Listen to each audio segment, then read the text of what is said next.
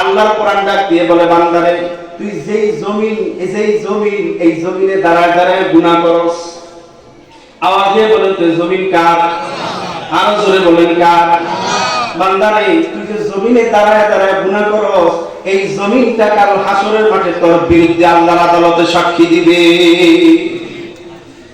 সূরাতুল জিলজালে আল্লাহ বলেন, ইয়াউমাইযিন তুহাদ্দিসু আখবারাহা বিআন্না রাব্বাকা আওহা লাহা।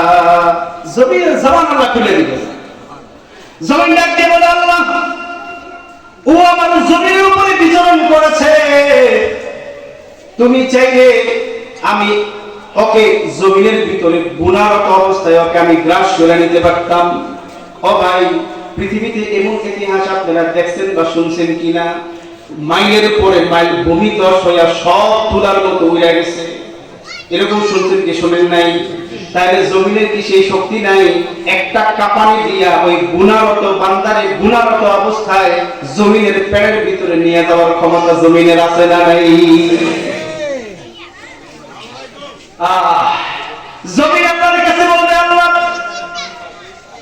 আমার বুকের উপরে দাঁড়িয়ে তোমার বান্দা রাতের আধারে গুনাহটা করেছে, আল্লাহ আমি তোমার আদালতে একটা সাক্ষী হইলাম, আমার জমিনের উপরে দাঁড়াইয়া দুনিয়ার মধ্যে গুনাহ করছে।